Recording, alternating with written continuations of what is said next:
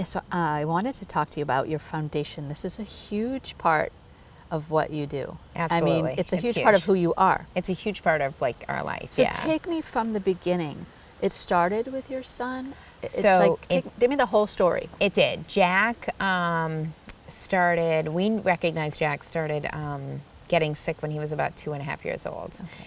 And to be honest, like, as we brushed it off, like, you know, he would be sick and then get better. Well, because this is your, This is our fourth. Jack is our fourth. Okay.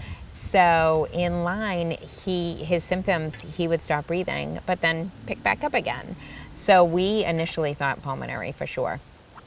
We went through a year of tests at Boston Children's, pulmonary, he was great. Then one of the doctors said, in a really scary episode, he was med-flighted up, and one of the doctors said, I'm going to run this test. I know he doesn't have it, but we need to rule everything out. And it was an MRI of the brain for this condition called Chiari malformation, which kids don't have. And we got a call that said he has Chiari, and they were blown away. And what Chiari is, You had no idea what that was, though. No idea. No you idea. just knew your child stops breathing? I just knew that Jack would stop breathing, but then he'd pick back up again. Right. It was just this funky But thing. scary. Really scary. And a couple particular episodes that were Yeah. extremely scary Yeah. for us. And so he got diagnosed with Chiari, which Chiari is like a malfunction of the bone that covers the brain stem. And what was happening with Jack, to make his rare, is the bone was pressing on the nerve that controlled his breathing. Oh, jeez. So as he was growing, the bone was as well. So Dr. Joe Madsen from Boston Children's informed us he would need pretty emergent brain surgery. But he went in for the first surgery, and it went brilliant. He spent 2 days in the ICU and then a couple days on the floor, and he did great and came home and was a playful 3-year-old and like it never happened. And right around his 4th birthday, right around 4.5 years old, he stopped breathing again. Oh, gosh. So I called back up to Boston Children's, and they were like, Jill, it doesn't grow back. It doesn't. But we'll do the MRI because of the concerns that you're having. Yeah. I didn't make it to the parking garage, and they called us back in and said, we can't believe this, but it did grow back, and with a vengeance. So they needed to go in But and it's operate. not cancerous or No. anything like that. The It's just bone just grew again and pressed on the nerve, and pressed on the nerve that controlled his breathing, which you need to do to live. which you need to do. Oh, my gosh. So he went back in Scary. about 3 days later. We Yeah. went back to the OR, and to be quite honest, like, I thought I was going to have the same outcome. And what turned into a 6-hour surgery turned into a 12-hour surgery. And the surgeon coming out, who's brilliant, he's the top in his field in the world, saying, I don't know. I was really close to his brain, and I just don't know. So we made the judgment call to wake him up and see where we were at. yeah. And Jack woke up and knew who I was, Oh. and it was perfect. And then within 48 hours, he had a brainstem hemorrhage of the fluid. So he needed to be rushed back to the OR. And that second time, they couldn't get him off life support. He had developed something called ARDS, which is acute respiratory distress syndrome, which essentially your lungs turn to Velcro. Again, they couldn't explain it. It doesn't happen. It's super rare. And if you Google it, the survival rate is 1%. Oh, my heavens. So we knew we were in sort of for a long haul.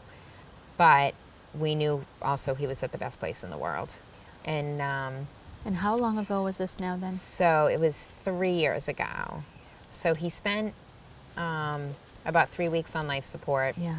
and about 3.5 months in the hospital. And he developed a condition called hydrocephalus, which is water on the brain. Right, I've heard of that. So he had a temporary shunt placed, and we put that in for about a week, and then we removed it to see if he could survive without the shunt, and he couldn't. So we had a permanent shunt placed, and we were able to come home about 5 days later, and within 18 hours of us being home, his shunt failed. Oh, my goodness. So we were then Jill. med-flighted back up to Boston Oh, my Children's. goodness. And Now, where were your other children at this point? I was so fortunate, and I think this is a major part of why I do what I do. I never worried about them. I had people that rallied and helped us. Yeah. Sue, our sitters, George. Like, I never left Jack's bedside. Yeah. I couldn't. I was too afraid to leave. No, I can only imagine. And I saw some really sad things when I was especially in the ICU, children coding all the time and not making it. A lot of them down from where we lived. And one thing that I recognized is how fortunate I was to never have a worry about what was going on here. Yeah. So I was so grateful when Jack eventually came home and we were able to kind of pick up life again, that I knew I needed to start funding for kids that needed assistance that didn't have the means to get to Boston. So we started raising money about 5 years ago, and we've raised well over $1 million, probably $1.5 million. And the Friends of Jack Foundation kind of picked up a lot.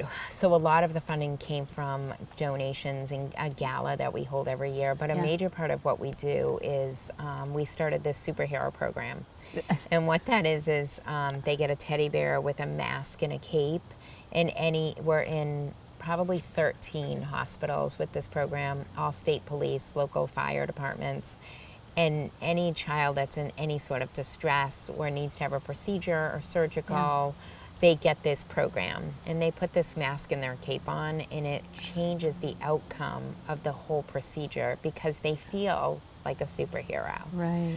Oh. We run a program that we give out probably 1,500 teddy bears a month to all the local hospitals. So any child that goes into any ER comes out with a brand new stuffed animal, because it just softens the blow of what's happening. Yeah, no, I saw your truck in your van in the driveway. Yes, so that totes around all my stuffed animals that I go from hospital That's where you drive to around. hospital. Friends of Jack? Friends of Jack Friends of Jack. Foundation, Is that the name of the foundation? And so you just drive around and give stuffed animals to all the local hospitals that we work with. We work with Hasbro, Boston Children's.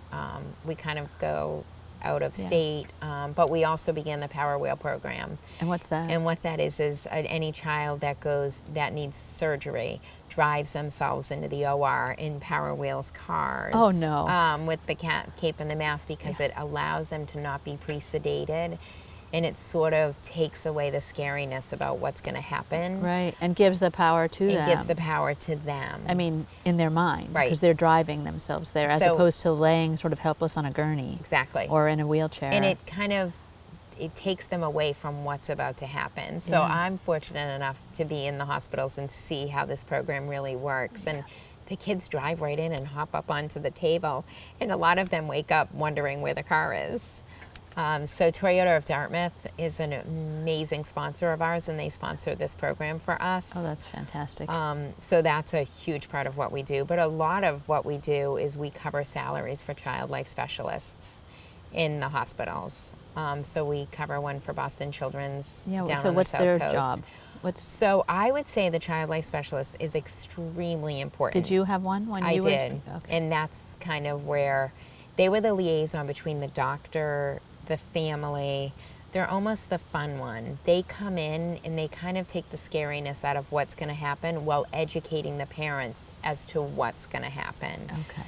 And even when Jack was on life support for so many weeks, the child life came in every day and checked on me. Yeah. They put his name on the wall, and they are in tune to what's going on. So being able to help fund salaries for hospitals to have them was a pretty big piece for us. That's a lot to fund that. And everything that we raise stays on the South Coast. And every dollar we raise gives back, because I don't have any overhead. I don't make a salary. I have no paid people, and we don't rent space. So every dollar that people donate, we give right back. Oh, that's fabulous. Hopefully no one else goes through the exact same thing you did, but Right. There are parents whose Absolutely. children have life-threatening. Absolutely. And do you have to have a specific kind of life-threatening issue to get that? I mean, Oh, no. I mean, obviously they're not going to have what your son had, because it's so They rare. could. Or have you? But I definitely have come across parents that have reached out to me whose children have been diagnosed. And I like to say, no matter what illness your child has, whether it be a common cold or hydrocephalus or anything, the scare is there for the parent. Right, When your child is sick, you go to the darkest mode. Oh. And I mean, when my children were healthy, but if it looked like they weren't going to breathe, I mean, Yeah. I sat in the back seat many, many times Oh, to yeah. just keep my finger underneath the nose You just to make do. sure he was breathing, and he didn't have anything. Right. You know? And Jack is a miracle. I can't imagine Like, going through that. people, the physicians couldn't explain it. Like, he shouldn't be here, but he's an absolute miracle. And although he has a shunt and has hydrocephalus, and the shunt can fail, every day is a gift. Yeah. And so I want to be able to offer parents that same sort of support Yeah. when needed. So the shunt's in there now, and it The just drains. The shunt is in the brain, and it drains down into his belly. Yeah. So it's remarkable, actually. It keeps children, any adult, Yeah. anybody with hydrocephalus alive. That's amazing. Um, And he can have a normal life? Normal You life. said he's the musician? He's the musician. He's brilliant, actually, on the piano. And, we'll limit his contact sports because you want to try Right. and limit any head injury. Yeah, I can say, yeah, that But seems, that seems reasonable. Yeah, we absolutely allow Jack to try and participate in everything Yeah. because you can. Yeah. you And does he know. remember any of that time? I mean, this is Um, not like you do from your perspective, I'm sure. He but does have memories of it. His siblings absolutely remember. Yeah. The older ones especially, because it Yeah. wasn't that long ago. Yeah. But they were great. I never really allowed anyone to cry when Yeah. they would be around Jack because I wanted positive energy in his room. Right. And I think that helped. Sometimes he'll talk about things that I don't know how he can remember, Yeah. but he does. But he truly is a miracle. And I've just been extremely fortunate because the support that I've gotten throughout the community has allowed us to grow this foundation way beyond anything I ever imagined. Well, and to take your challenge and then repurpose it with such positive energy for so many other people, I mean, that's a role model right there. It's a role model Well, I behavior. feel like I'm so lucky to be able to do it. Yeah. And if I can just help one. But I have an incredible board. And like I said, our community is amazing, business owners. And I couldn't do it without all of them. I really couldn't. Wow. And so this is your full-time. You weren't a nurse before, though. I wasn't. You just No. became a sort of. I'm a school teacher by trade. Oh, you but are. I stayed home. I was a mom. And yes, But this you is became absolutely my full-time a doctor job. in a lot of ways because you just learned so much because you had to. And I'm sure every single thing that the life person coordinator would tell you or the doctor would tell you, you would just Google. And people sometimes say don't Google, but you probably just Googled till you I knew did as much to an as you could. extent.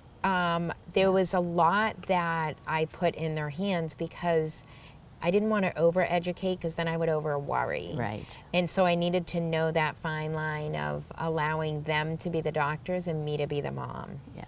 And so that really worked for us. And how fortunate are we to have the best in the world Right here an in hour Boston. from here. Right. I know. I was so lucky. And in our local hospital has Boston Children's ER in it. Yeah. So when we go in, we're seen by a Boston Children's physician, and they can get Jack to Boston Children's in 10 minutes. Wow, that's if amazing. needed.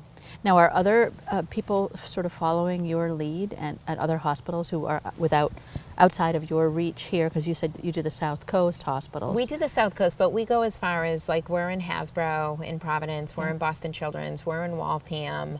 New York has definitely reached out to us and would like us, Connecticut.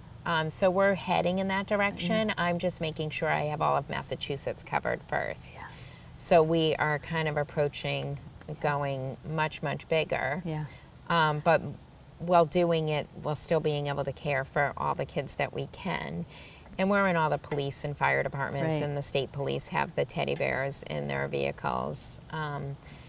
Because, the overall being of the child, we're in child and family service. So anywhere that a child could potentially be at risk, we tend to be. But to have this event that turned into a nightmare, that turned into positive, to have that just change the whole trajectory of your life. The whole thing. I mean, this is your mission now. This This is what is you do. absolutely what we do. I mean, you wake up and you think about the kids. It's not just your kid anymore. It's, Absolutely. You're thinking about all the kids. Yeah. Yeah. And it's great because my kids are growing up with this. So, whatever lemonade stands they tend to have in the summer, all the money goes right back to the Friends of Jack. Yeah. The community will hold teddy bear drives for me, and that's always amazing because we go through like $1,500 a month. And that's been amazing. And COVID was a bit of a challenge because kids didn't stop getting sick. Right, exactly. So that kind of took on a whole new meaning, and the asks were different of us. But we tend to, we give out a lot of grants every year for hospitals that need it or services that need it. And there's not a big staff for you. It's just me. It's just you. It's just me, and I do have an incredible, tireless board that works with Yes. me. But powerhouse, like what are the words people use to describe you? Just Energizer Bunny. Energizer, I guess, is powerhouse. one. Obviously advocate for the children. I mean, it's just it's a beautiful, Yeah, it's a I mean, beautiful story in that it ended up that Jack is fine, able to live a normal life, except for maybe soccer. Right. You know, Well, football, lacrosse. football, Like, right. he can't play those types of sports. Right. But other than that, like, you would never know. I mean, Jack is amazing. They're all amazing. And how does he feel about it? Is he involved in any of the?